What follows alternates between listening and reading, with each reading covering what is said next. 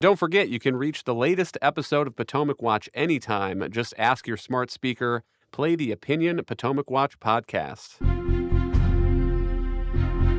From the opinion pages of the Wall Street Journal, this is Potomac Watch.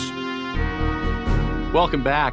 We are days away from the House Republican vote to attempt to choose a new speaker. It's not clear to me, at least, whether there is anyone who has built that consensus yet. But the debate seems to have reached its silly season, Kim. There was a period on Thursday where Trump was talking about potentially coming in and serving in that role. Here is what he said: "I have been asked to speak as a unifier because I have so many friends in Congress.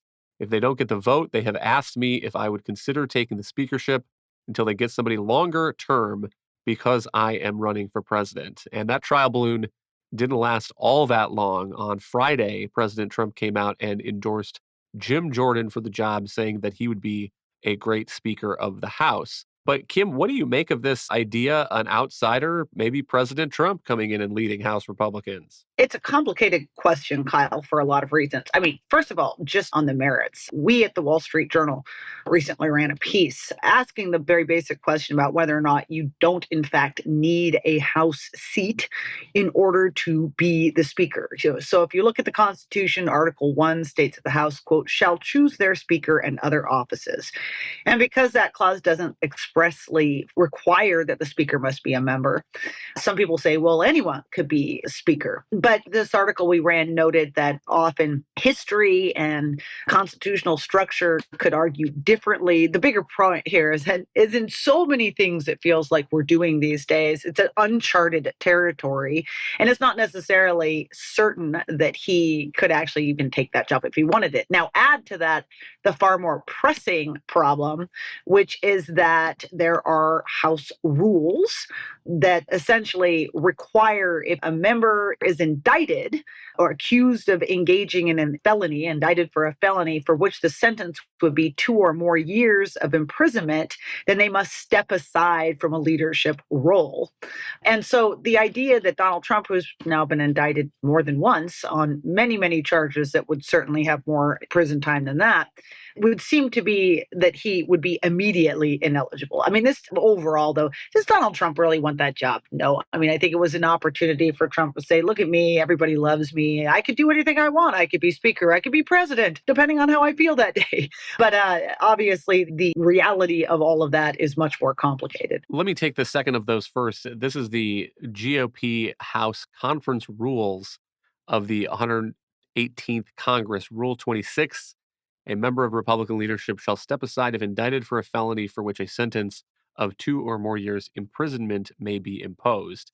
Now, my guess is that if Republicans had a majority vote to choose someone who did not meet that requirement, they could have a majority vote potentially to change those rules. I don't know how exactly the House conference rules are set or how set in stone they are.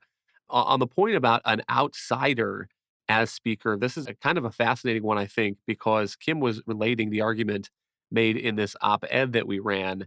The alternative view is that everyone in the founding generation probably assumed that the House would only choose one of its own members as its Speaker. But the fact that it is not said there in the Constitution means that they do have the option. Interestingly, an NBC story from 2015 you can find where NBC is reporting that the clerk of the House agrees with the Office of the House Historian, which says the Speaker, quote, has always been but is not required to be a House member, unquote. But Monet, I guess the reason that I'm skeptical of this is just it seems like it speaks to the political dysfunction that we have right now in the House, that there are these backbenchers who, instead of looking around the Republican conference for one among their number who seems serious and capable of providing the leadership that the House needs, they seem to be more interested in continuing this as a political show led by, as usual on the right, the chief showman, Donald Trump. Exactly. I think there's really nothing more representative of the state of the Republican Party than Trump's name being floated as the only potential unifier,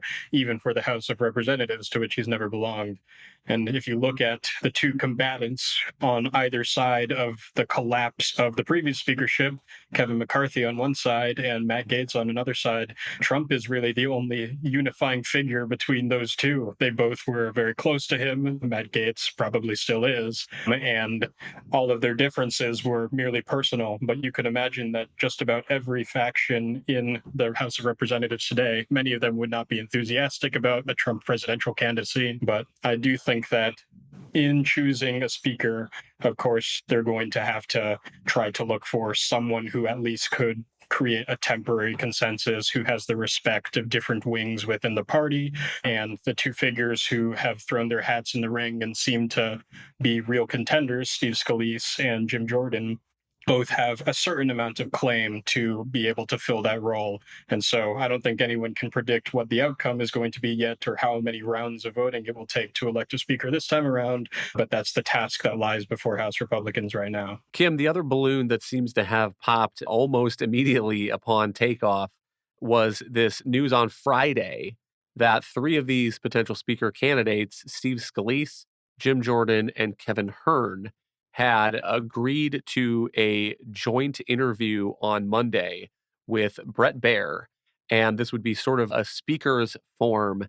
And it now seems like they have all said that they will not participate. Part of the blowback from with their own membership seems to be that it was supposed to air on Monday, and the Republican conference is supposed to meet to discuss this issue on Tuesday. And some of those members of the Republican House seem to not be thrilled with the idea of this kind of televised debate on the speakership before these candidates even get in front of the Republican conference and make their cases. And one other thought I would add is just that the speaker's job is to provide the leadership in that Republican conference on a lot of nitty gritty things that don't make for great TV, including who is going to be the best fundraiser for Republican candidates, who has their finger on the pulse of candidate selection and things like that, that are not really ideological issues. They're more practical issues on who can lead this group of Republicans the best. Yeah, absolutely.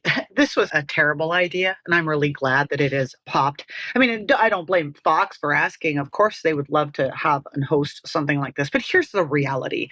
We are talking, as you said, about the members of the Republican Party choosing their own leader, the person that they feel is going to be able to best unite them, who has a vision that the majority of them, or the vast majority of them, can get behind, who they have confidence in.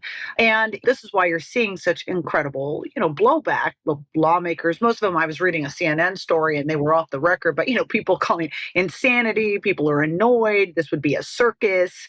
And that's why you've seen all candidates already jettisoning the idea. I mean, the only person I saw who actually said he was in favor of it was Representative Jim Banks, who's an Indiana Republican. And he wrote on X, formerly Twitter, "How can anyone be infuriated by this? Our Republican base deserves to hear from the candidates running for this important position at this critical time for our party and the country." End quote. And again, I think that gets it all wrong. One of the problems we have in this country is that parties as institutions have lost a lot of the power they need to manage themselves. Our other institutions are also being watered down. And we do not need direct democracy in choosing a new Speaker of the House, okay? The Republicans were given the majority, and now that majority needs to choose a leader, as that Constitution said, by having internal debates between the family about how best to proceed. And I'm happy to see that this got put aside. Thank you, Kim and Monet. Thank you all for listening. You can email us at pwpodcast@wsj.com. If you like the show, please hit that subscribe button, and we'll be back next week with another edition of Potomac Watch.